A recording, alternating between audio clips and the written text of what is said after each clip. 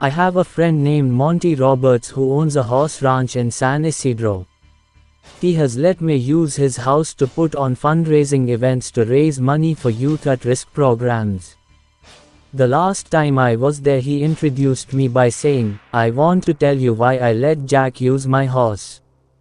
It all goes back to a story about a young man who was the son of an itinerant horse trainer who would go from stable to stable, racetrack to racetrack, farm to farm and ranch to ranch, training horses. As a result, the boy's high school career was continually interrupted.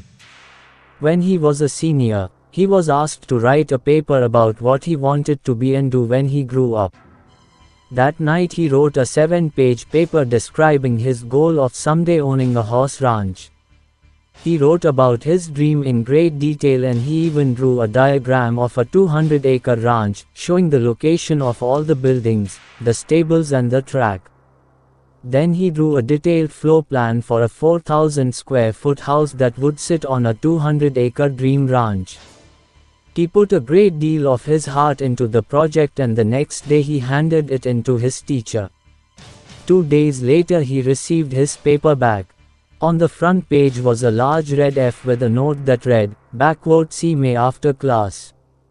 The boy with the dream went to see the teacher after class and asked, "Why did I receive an F?" The teacher said, "This is an unrealistic dream for a young boy like you. You have no money. You come from an itinerant family.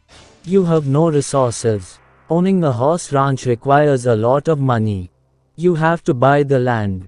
You have to pay for the original breeding stock, and later you'll have to pay large stud fees.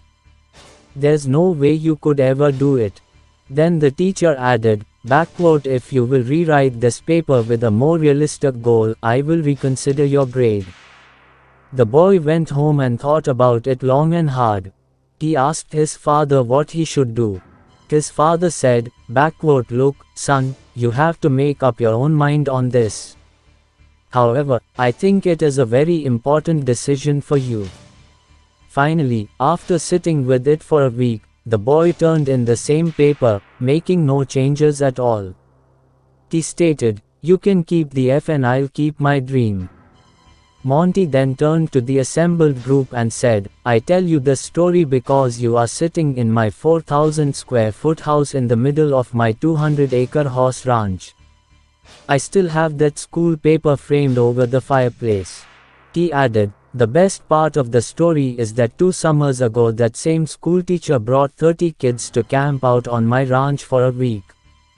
When the teacher was leaving, he said, 'Look, Monty, I can tell you this now.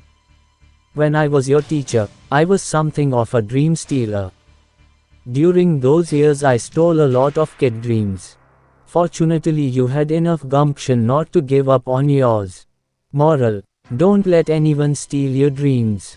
Follow your heart, no matter what. No dream is too big or too small when one works hard to live it. One should always try making dreams come true no matter what." If you like this story, then please don't forget to like, share and subscribe so that you get many such amazing stories.